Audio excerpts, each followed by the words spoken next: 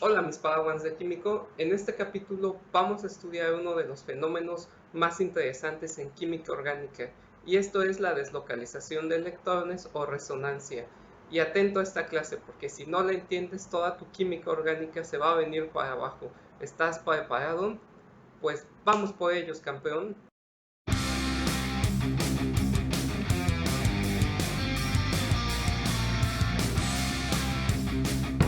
Bien, comencemos esta clase de la mejor manera posible, y esta es con una pregunta.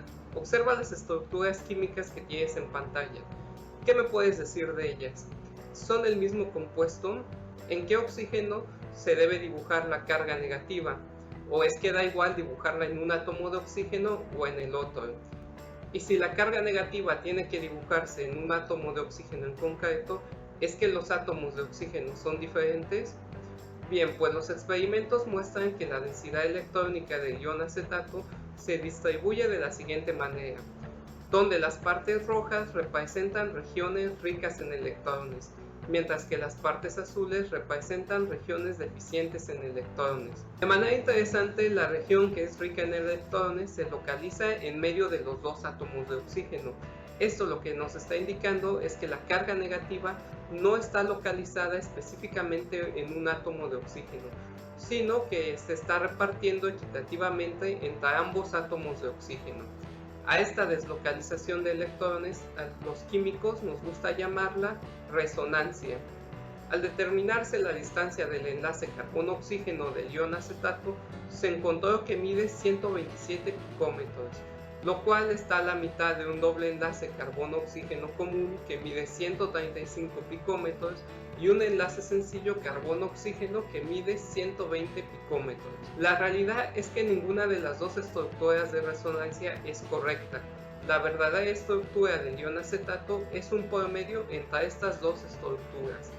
A estas formas que en su conjunto describen una única estructura se les conoce como híbridos de resonancia, y la única diferencia en ellas es la posición de sus electrones pi o de sus electrones no enlazantes. Vamos a analizar otro caso muy famoso. ¿Cuál de las dos es la estructura del benceno?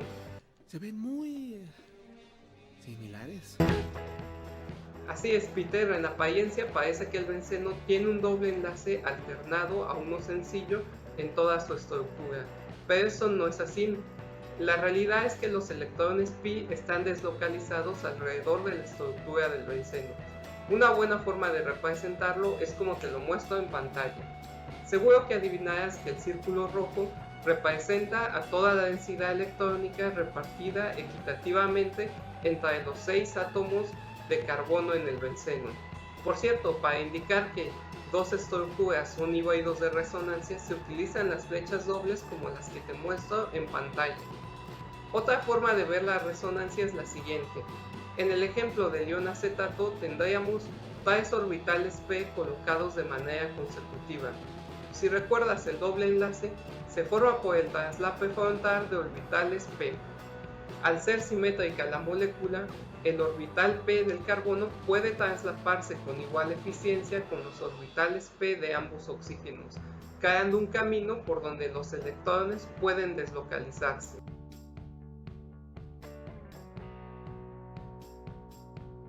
A continuación te voy a dar algunas reglas que te van a hacer más fácil aprender la resonancia.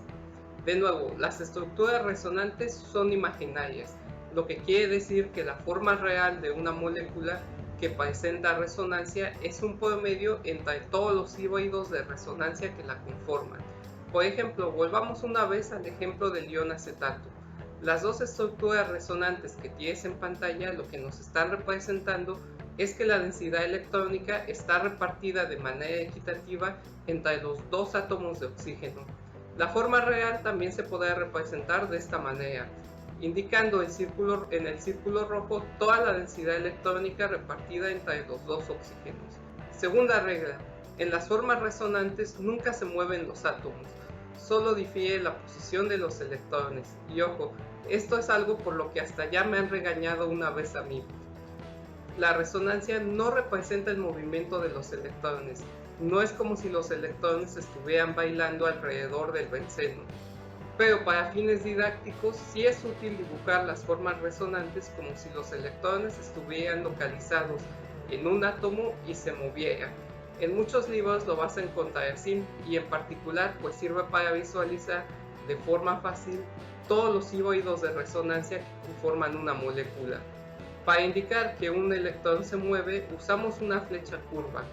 En el ejemplo de la acetato representamos mediante una flecha curva que los electrones del oxígeno con la carga negativa forman un nuevo enlace carbono-oxígeno, mientras que los electrones del doble enlace carbono-oxígeno que ya existían pasan al oxígeno, que te lo marco en azul. Tercera regla: las formas resonantes no tienen que ser equivalentes. Esto quiere decir, por ejemplo, que una carga negativa no tiene que estar en el mismo tipo de átomos en todos sus híbridos. Por ejemplo, en el ion enolato tenemos estas dos formas resonantes. En una de ellas hay una carga negativa colocada en un átomo de oxígeno, mientras que en la otra tenemos la carga negativa colocada en un átomo de carbono. De nuevo, podemos construir las formas resonantes representando que la carga negativa marcada en azul sobre el átomo de carbono se mueve para formar un nuevo enlace carbono-carbono, desplazando los electrones pi marcados en rojo del enlace carbono-oxígeno hacia el átomo de oxígeno. Cuarta regla: la estructura de la molécula se acerca más al híbrido de resonancia más estable. En el ejemplo anterior, la estructura real de la molécula sería más parecida al enolato, debido a que el oxígeno, al ser un átomo electronegativo, puede soportar mejor la carga negativa que el carbono. Regla número 5. Las formas resonantes obedecen las reglas de valencia normales. No dibujas carbonos pentavalentes. Finalmente, regla 6. Cuantas más formas resonantes tenga una molécula, esta va a ser más estable. Mira este ejemplo. En el primer caso tendremos una carga negativa soportada por un solo carbono. Al carbono no le agrada mucho tener 5 electrones, por lo que eso lo vuelve inestable y difícil de formar. En cambio, en la siguiente molécula podemos ver que esa carga negativa, que antes estaba sobre un solo carbono, ahora se puede distribuir a lo largo de 3 carbonos, por lo que cada uno de estos soporta una densidad electrónica menor, aumentando su estabilidad. Ahora que ya conocemos un poco sobre la teoría detrás de la resonancia, vamos a ver cómo dibujar de manera sencilla los híbridos. Como te mencioné, una de las formas más fáciles de hacerlo es representando el movimiento de electrones usando flechas curvas. Vamos a ver diferentes casos. Empezamos por moléculas que no tienen carga, como es la del benceno. Lo primero que tenemos que hacer es generar nosotros las cargas. Te he pintado de diferentes colores los enlaces dobles del benceno para que puedas seguir de manera fácil el movimiento de electrones P de cada uno de estos dobles enlaces. Empezamos por mover los electrones P de un doble enlace. Puede ser cualquiera de los tres. La cola de la flecha curva indica de dónde vienen los electrones y la punta indica hacia dónde se dirigen. En este caso indicamos que los electrones provienen del doble enlace azul y se dirigen hacia uno de los carbonos marcados en azul. Ahora dibujamos los electrones como un par sin compartir sobre el carbono a donde ha apuntado la flecha curva. Este carbono ahora tiene 5 electrones en su capa de valencia, por lo tanto colocaremos una carga negativa sobre él. El otro carbono azul, que formaba parte del doble enlace, se ha quedado formando únicamente 3 enlaces sencillos, por lo que dibujaremos una carga positiva sobre él. Recuerda esto: al mover los electrones se generan cargas, y no olvides que siempre van a ir en par, es decir, una carga negativa y una positiva. A continuación movemos el par sin compartir azul hacia el carbono rojo. Al moverse forma un doble enlace con el carbono rojo, y como este no puede tener 5 enlaces, empuja los electrones del enlace pi hacia el otro carbono rojo. De nuevo, al dibujar las estructuras resonantes, no olvides colocar las cargas positivas y negativas en sus respectivos carbonos. Repitamos el proceso. Esta vez el par sin compartir se mueve hacia el carbono vecino verde, desplazando los electrones pi verdes hacia el otro carbono verde. Finalmente tenemos que la carga positiva y negativa han quedado vecinas, por lo que se vuelven a combinar para formar el segundo híbrido de resonancia. Vamos a ver otros dos casos de resonancia. Empecemos por aniones. Como puedes observar, hay un carbanión donde te marco el par sin compartir con color azul. Este par de electrones es el que vamos a mover hacia el doble enlace que está pintado con verde, formando un nuevo doble enlace que te marco en azul. Como un carbono no puede ser pentavalente, los electrones pi verdes se van a desplazar hacia el carbono vecino, dejándolo con carga negativa. Importante, aquí no vamos a formar una carga positiva al desplazar los electrones del carbanión. Al estar originalmente cargado negativamente, el movimiento de electrones lo va a dejar con una carga negativa. Es importante que recuerdes que las moléculas mantienen su carga formal en la resonancia. Los electrones verdes ahora se desplazan hacia el doble enlace rojo, que a su vez desplaza los electrones pi marcados en este color hacia un carbono vecino, como puedes ver en pantalla. Y aquí se detiene la resonancia, aunque podrían ocurrir los procesos inversos para volver a la primera forma resonante que habíamos dibujado. Y aquí te dejo la pregunta del video: ¿por qué es que no puede formarse un híbrido de resonancia como te marco a continuación? Déjame tu respuesta en los comentarios. Además de la resonancia de aniones o carboaniones adyacentes a dobles enlaces, también tenemos resonancia cuando tenemos un carbocatión adyacente a un doble enlace. En este caso podemos dibujar los híbridos resonantes simbolizando que los electrones del doble enlace carbono-carbono se mueven hacia la carga positiva. Por ejemplo, lo que tenemos en pantalla simboliza que los electrones del enlace carbono-carbono marcado en verde se van a mover hacia la carga positiva, formando un nuevo enlace carbono-carbono que de nuevo te marco en verde. Al haberse movido los electrones de este enlace, vamos a tener un carbono que solo va a estar formando tres enlaces. Por lo tanto, este carbono va a adquirir una carga positiva. Nuevamente, los electrones del enlace carbono-carbono marcado en rojo pueden desplazarse, o podemos representar que se desplazan hacia esta carga positiva. Y de nuevo, al desplazarse vamos a obtener una nueva carga positiva, como lo puedes ver en pantalla. El siguiente caso que vamos a analizar es la deslocalización de un radical a lo largo de un sistema conjugado. De todos estos, este puede ser el caso más complicado de entender, pero te lo voy a representar de una manera muy gráfica para que no te cueste trabajo. Recuerda que un doble enlace está formado por el traslape frontal de orbitales p, y cada uno de estos orbitales tiene un electrón. Por lo tanto, podríamos dibujar los electrones p de cada carbono e indicar el doble enlace mediante las barras azul y verde. Aquí lo que ocurre únicamente es que un electrón del doble enlace azul se desplaza para formar un doble enlace nuevo con el electrón sin aparear. El nuevo doble enlace te lo dejo marcado con rojo. Y como puedes observar, uno de los electrones originales que formaban el doble enlace azul se ha quedado sin aparear. A continuación, el electrón azul sin aparear se combina con uno de los electrones del enlace marcado en verde, formando un nuevo doble enlace, que te dejo marcado en azul, y dejando una vez más un electrón sin aparear. Por cierto, es importante que recuerdes que cuando vamos a indicar el movimiento de un solo electrón, debemos usar solamente media flecha curva. Vamos a analizar dos últimos casos. El primero de ellos es cuando al sistema conjugado pi está conectado un grupo donador de electrones. Puedes identificar fácilmente estos grupos porque tienen pares de electrones sin compartir que, valga la redundancia, pueden donar al sistema pi. En pantalla te dejo algunos ejemplos. En este ejemplo, el grupo amina va a donar su par sin compartir hacia un carbono vecino. Al donarlo, los electrones pi que están formando parte del doble enlace azul se van a desplazar hacia el carbono que no está enlazado a la amina. Esto provoca que se forme una carga positiva en la amina y una negativa en el carbono.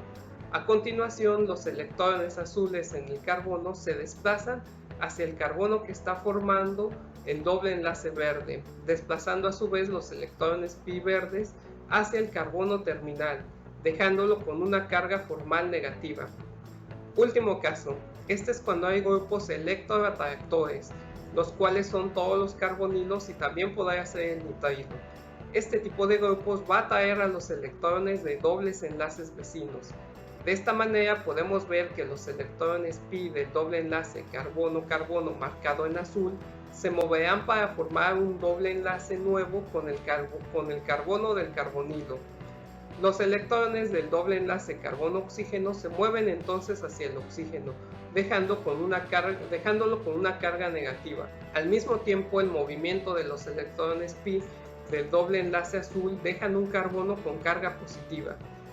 Finalmente, los electrones pi del doble enlace carbono-carbono verde se desplazan hacia el carbono con carga positiva, formando un nuevo doble enlace y dejando al carbono terminal con una carga positiva. Y aquí es donde las cosas se van a empezar a poner serias porque te toca resolver ejercicios por tu cuenta. Por lo tanto, es un buen momento para que pongas pausa al video y te suscribas si todavía no lo haces. Después intenta resolver los ejercicios por ti solo. Y si ves que te está costando mucho trabajo, pues reproduces el video y ves cómo yo lo resuelvo. ¿Estás preparado? Pues vamos por ellos, campeón. Ejercicio número 1. Dibujar tantas formas resonantes como sea posible de inciso A. Aquí rápidamente podemos observar que tenemos un carbanión rodeado por dos grupos carbonilos. Por lo tanto, estos grupos carbonilos van a actuar como atractores para deslocalizar la carga negativa del carbono. Con una flecha curva indicaremos que el par sin compartir forma un nuevo doble enlace carbono-carbono, mientras que los electrones pi del doble enlace carbono-oxígeno pasarán al átomo de oxígeno dejándolo con una carga negativa. Esto ocurrirá para ambos carbonilos que rodean al carbanión, como te muestro en pantalla. En el inciso B tenemos un caso ligeramente diferente. Aquí puedes observar que tenemos un carbono con carga positiva. Por lo tanto, los grupos con pares sin compartir que lo rodean van a estabilizarlo donándole densidad electrónica. Esto lo vamos a representar indicando con una flecha curva el movimiento del par sin compartir del azufre para que este forme un nuevo doble enlace carbono-azufre. Esto a su vez deja al átomo de azufre con una carga positiva. Al igual que en el ejemplo anterior, este fenómeno ocurre con ambos grupos donadores que rodean al carbocatión. En el último inciso tenemos un compuesto neutro. Sin embargo, también podemos observar que hay un grupo electroatractor, una acetona. Por lo tanto, vamos a indicar que los electrones del doble enlace vecino al grupo carbonilo se mueven hacia este formando un nuevo doble enlace carbono-carbono.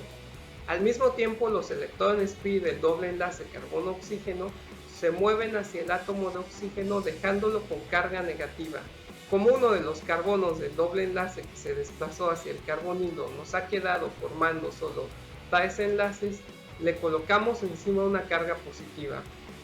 A continuación, los electrones pi del doble enlace vecino al carbocatión se mueven hacia este, formando un nuevo doble enlace carbono-carbono y dejando al carbono del ciclo con carga positiva. Repite después de mí, las cargas no se mueven, los electrones se mueven y cuando esto ocurre, generan cargas. Vamos con el siguiente ejercicio. De las estructuras que te presento a continuación, ¿cuáles representan estructuras resonantes? Empezamos con el inciso A. Recuerda que en estructuras resonantes solo se mueven los electrones pi o aquellos sin enlazar. Como puedes ver en el inciso A se ha roto este enlace sigma. Por lo tanto, podemos concluir que ese par de estructuras no representan híbridos de resonancia. Vamos con el inciso B. En este caso podemos observar que si desplazamos los electrones sin enlazar del átomo de oxígeno para formar un doble enlace carbono-oxígeno, los electrones del doble enlace carbono-carbono se desplazan para formar el híbrido de resonancia que nos indica, lo cual confirma que estas dos estructuras sí son formas resonantes. El inciso C está relacionado con el B. Si te das cuenta, partimos de la misma estructura. Aquí lo que pasa es que si movemos los electrones de la segunda estructura del inciso B, obtenemos la segunda estructura del inciso C, por lo que podemos concluir que efectivamente se trata de híbridos de resonancia. Siguiente ejercicio. ¿Por qué el fenol es un ácido más fuerte que el metanol, a pesar de que ambos tienen un grupo OH en su estructura? Esto lo podemos responder de una manera muy sencilla, analizar los aniones que se forman al desprotonar cada una de estas moléculas. Ya que el anión del fenol puede deslocalizar la carga negativa a lo largo del anillo aromático mediante resonancia, esto lo vuelve más estable. Por lo tanto, más fácil de formar en comparación con el anión del metanol, que no puede deslocalizar su carga negativa. Y este es mi momento favorito del video porque se viene un desafío. ¡Un desafío! ¡Dígalo! ¡Bob puede hacer lo que sea! ¡Ouch! ¿Por qué el hidrógeno marcado en azul es más ácido que el marcado en rojo? Así que si eres el mejor de tu clase de orgánica, te reto a que me demuestres tu maestría en resonancia con este problema. Así que ponle pausa y no lo reproduzcas hasta que tengas la respuesta. ¿Aceptas? Bien, pues la cosa está interesante. No sé tú, pero a simple vista ver que el hidrógeno está directamente unido a un nitrógeno positivo me hace sospechar que este sería más ácido, ya que al desprotonarse formaría un compuesto neutro.